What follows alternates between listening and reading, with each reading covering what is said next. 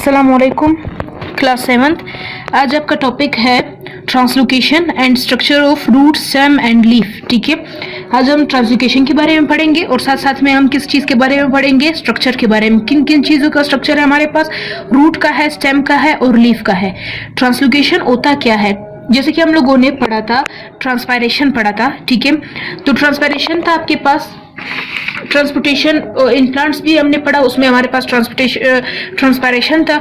तो ट्रांसपोर्टेशन में हमारे पास दो किस्म, एक ट्रांसपायरेशन है, एक ट्रांसलोकेशन है। ट्रांसपायरेशन में आपने पढ़ा कि जो पानी का इखराज या पानी का जो इस्तेमाल होता है उसको ट्रांसपायरेशन कहते हैं। लेकिन हमारे पास यहाँ पे ट्रांसलोकेशन क्या है, वहां पे पानी जो ट्रांसपोर्ट हो रहा था तो वो हमारे पास ट्रांसपायरेशन खिला रहा था। तो यहाँ पे हमारे पास जो खुराक, तैयार शुदा खुराक कहाँ पे बन रही थी, आप लोग को पता है कि हमारे पास जो खुराक होती है पौधों की वो कहाँ में बनती है, लीव्स में बनती है। जो लीव्स में खुराक बन रही है प्लांट की, उसको ट्रांसपोर्ट करने को हम क्या कहते हैं, ट्रांसलोकेशन कहते हैं। क्या कहते हैं, ट्रांसलोकेशन।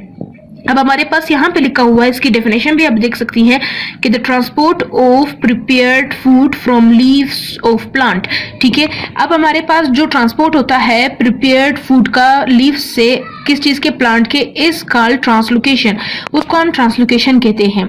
अब ट्रांसलोकेशन जो पौधों में ट्रांसपोर्ट होता है फूड का from leaves to other parts, दूसरे हिस्सों का, वो किससे होता है, फ्लोएम टिश्यूज से होता है। जाइलम टिश्यूज से जो है वो पानी जा रहा था, तो फ्लोएम टिश्यूज से हमारे पास क्या जाएगा, हमारे पास फ्लोएम टिश्यूज से खुराक जाएगी, यानी हमारे पास जो फूड प्रिपेयर्ड हुआ था।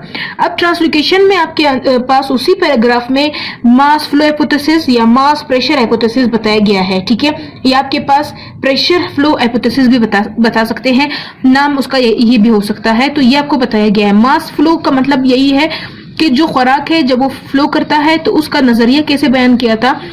उन्होंने कहा है जो मास फ्लो हाइपोथेसिस है उसके मुताबिक जो पानी होता है of neighbouring xylem enters into the phloem, यानी आपके पास यहाँ पे पिक्चर में आप देख सकती हैं। ठीक है, इस पिक्चर में आपके पास है कि जो जाइलम है उसमें आप जाइलम वेसल्स है और दूसरी तरफ फ्लोएम है। फ्लोएम में आपके पास खुराक जो तैयार हुआ था, यहाँ से जाइलम में पानी जा रहा है। ठीक है, जाइलम से पानी जो है वो ट्रांसफर हो रहा है कहाँ पे, फ्लोएम में। ये जो पर्पल लाइंस लगी हुई है उससे आपको समझ आ जाएगा वो आपके पास कहाँ पे जा रहा है, फ्लोएम में। फ्लोएम में जो है वो लीव्स से जो खुराक है वो किस में, यानी जो आपके पास ग्रीन फॉर्म में है वो आपके पास लीव्स है। लीव्स से क्या है, आपके पास जो फूड प्रिपेयर्ड हुआ था वो फूड जो है यहाँ पे आपके पास फ्लोएम में दाखिल हो जाएगा और नीचे की तरफ फ्लो करता हुआ रूट्स की तरफ आ जाएगा, क्योंकि खुराक जो है जब तक उसको पानी नहीं मिलेगा वो गाढ़ा होगा, वो एक जगह से दूसरी जगह मूवमेंट नहीं करेगा। तो इसी तरीके से जो वाटर होगी of neighbouring xylem enters into the phloem tissues and food takes the form of solution, यानी हमारे पास जो खुराक थी, ठीक है, वो ठोस हालत में थी। उसके बाद जब हमारे पास क्या हुआ, पानी जब गया फ्लोएम टिश्यूज में तो वहां पे जो फूड थी वो किस चीज में चेंज हो गई, आपके पास सोल्यूशन में, यानी एक महलूल बन गया। After being dissolved in it, यानी हल होने के बाद this food solution creates a pressure, यानी इसने क्या क्रिएट किया, एक प्रेशर, दबाव, किस चीज पर, फ्लोएम पर, फ्लोएम टिश्यूज में दबाव क्रिएट किया। The food in solution form moves, यानी जो आपके पास जो फूड था सोल्यूशन फॉर्म में वो मूव करता है। ठीक है, हरकत करेगा यानी मूवमेंट करता जाएगा to the other parts of the plant under this pressure, यानी इस प्रेशर के तहत वो क्या करेगा, दूसरे हिस्सों की तरफ मूवमेंट करेगा। अब आपने यहाँ पे देखा कि जो वाटर था या जाइलम से फ्लोएम की तरफ जो पानी जा रहा था, उस पाथवे का कंप्लीट काम, यानी जो खुराक को महलूल बनाना, ये सारा क्या था, आपके पास ट्रांसलोकेशन था। अब इस पिक्चर से आप अंदाजा लगा सकते हैं, ठीक है, जाइलम में आपके पास पानी फ्लो करेगा, ठीक है, वाटर है, ये आपके पास जो ब्लू लाइंस लगी हुई है ये आपके पास क्या है, वाटर है, वाटर मूवमेंट कर रहा है, जाइलम में पानी जा रहा होगा।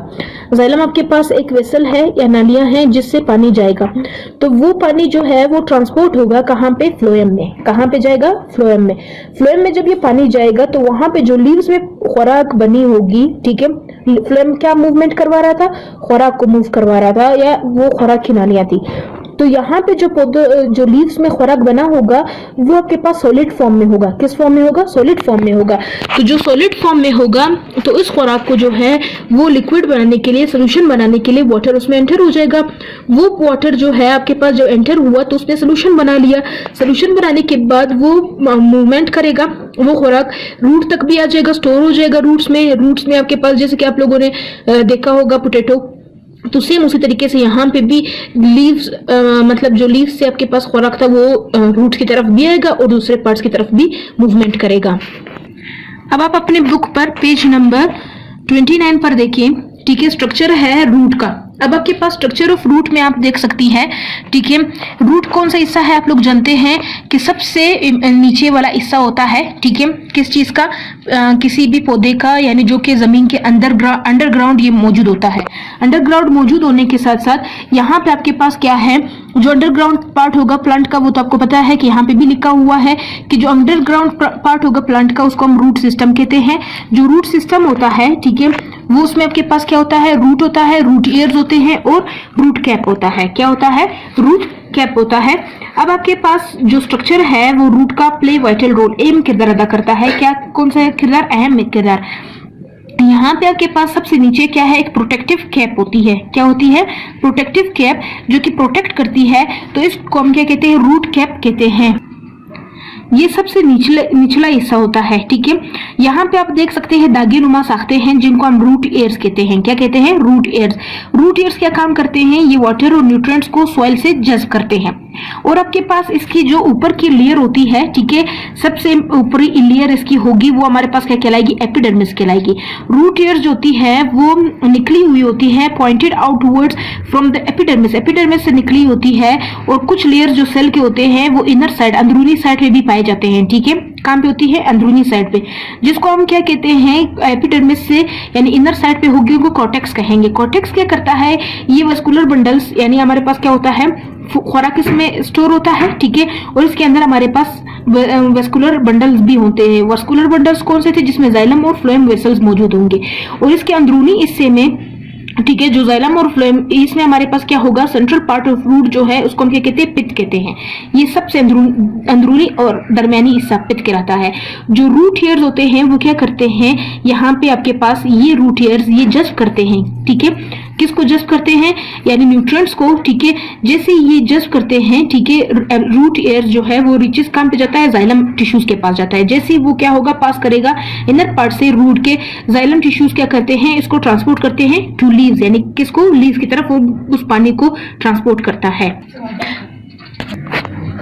अब हमारे पास है स्ट्रक्चर ऑफ स्टेम, ठीक है। स्ट्रक्चर ऑफ स्टेम में आप देख सकती हैं, ठीक है, जो तना था आपके पास, ये रूट आपके पास, रूट के बाद पानी ट्रांसपोर्ट होगा कहाँ पे, स्टेम, स्टेम से कहाँ पे जाएगा, फिर ये आपके पास लीव्स की तरफ जाएगा। अब आपके पास यहाँ पे है कि वो हिस्सा, ठीक है, the part of plant above the ground, यानी ग्राउंड से जो ऊपरी हिस्सा होगा उसको हम शूट सिस्टम कहते हैं।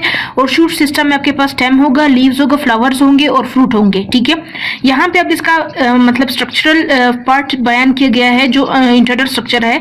जो आउटर लेयर होगा स्टेम का उसी तरीके से एपिडर्मिस कहलाएगा, ठीक है। इसमें हमारे पास क्या होंगे, हैव वैक्स टाइप लेयर्स होंगे इसमें, ठीक है, वैक्सी फॉर्म में होंगे, ठीक है, अराउंड द स्टेम। इसको हम क्या कहेंगे, क्यूटिकल कहेंगे। क्या कहेंगे, क्यूटिकल। जो हमारे पास ऊपरी हिस्सा होगा वैक्स लाइक, उसको क्यूटिकल कहेंगे। क्यूटिकल क्या करता है, ये वैक्स फॉर्म में क्यों होगा, क्योंकि ये कम कर देता है वाटर लॉस को, जो वाटर का इखराज होगा या पानी का इखराज होगा उसको कम करता है। इसी तरीके से जो लार्ज प्लांट होते हैं उसमें क्या होता है, बार्क होता है अराउंड द स्टेम, स्टेम के इर्द गिर्द एक शाख नुमा हिस्सा होता है, बार्क होती है। वो भी क्या करता है, लॉस ऑफ वाटर को प्रोटेक्ट करता है या स्टेम को प्रोटेक्ट करता है कि वो कम से कम पानी को ज़ाया करे।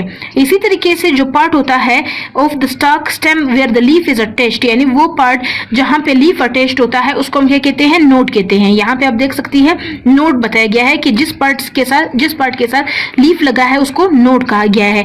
और इसी तरीके से जो इसका जो दो नोड्स के दरमियान का हिस्सा होगा वो क्या कहलाएगा, इंटरनोड कहलाएगा। और इंटरनल स्ट्रक्चर जो स्टेम का होगा वो 2.6 में इन्होंने बोला है कि दिखाया गया है। वेस्कुलर बंडल का इसमें जाइलम और फ्लोएम ट्रांसपोर्ट करते हैं, वही काम है जाइलम और फ्लोएम का। वो क्या करेंगे, ट्रांसपोर्ट करेंगे वाटर और फूड को, ठीक है। पित्त हमारे पास है जो इंटरनल स्ट्रक्चर होगा, दरमियान का स्ट्रक्चर होगा, दरमियान में मौजूद होगा। ये भी हमारे पास क्या है, इसमें जाइलम वेसल्स और फ्लोएम वेसल्स मौजूद होंगे और ये न्यूट्रिएंट्स को लीफ की तरफ लेकर जाते हैं फ्लोएम के ट्रांसपोर्ट के साथ। इसके बाद हमारे पास लीफ है। लीफ का स्ट्रक्चर आप देख सकती है, एक लार्ज नंबर के लीव्स जो होते हैं वो मौजूद होते हैं ब्रांचेस पे। लीव्स आपने देखे होंगे। तो ये हमारे पास क्या करते हैं, प्रिपेयर करते हैं फूड को। और ये हमारे पास पेट्यूल यानी हमारे पास इसकी डंडी जो कहलाएगी वो पेट्यूल कहलाएगी। और इसके आगे ये ब्लेड या लेमिना होगा। इसके अंदर छोटे छोटे वेन्स होंगी। ये वेन्स हमारे पास जाइलम और फ्लोएम यानी मिड रिब कहलाएगी। और इसमें हमारे पास जाइलम और फ्लोएम बंडल्स होंगे। और ये हमारे पास क्या होंगे, छोटे छोटे स्मॉल वेन्स जो है वो ट्रांसपोर्ट करते हैं फूड को, ठीक है। और इसी तरीके से यहाँ पे इसका इंटरनल स्ट्रक्चर बताया गया है। इसका भी क्यूटिकल है, अपर एपिडर्मिस है, लोअर एपिडर्मिस है, इसके दरमियान पेलिसेड मेसोफिल है और स्पॉन्जी मेसोफिल है, ठीक है। अब हमारे पास इसके अंदर छोटे छोटे गट सेल्स भी होंगे, स्टोमेटा भी होगा। स्टोमेटा गट सेल्स क्या होते हैं, ये ऐसे सेल्स होते हैं जो पानी के खराज को रोकते हैं, ठीक है। और हमारे पास जब दिन के वक्त ये मतलब पानी का दबाव प्रेशर इस पे ज्यादा होता है तो ये खुल जाते हैं और रात के टाइम ये बंद हो जाते हैं। और इसके जरिए से गैसियस जो एक्सचेंज होता है वो इसके जरिए से होता है, ठीक है। गैस इसके जरिए से एक्सचेंज होती है।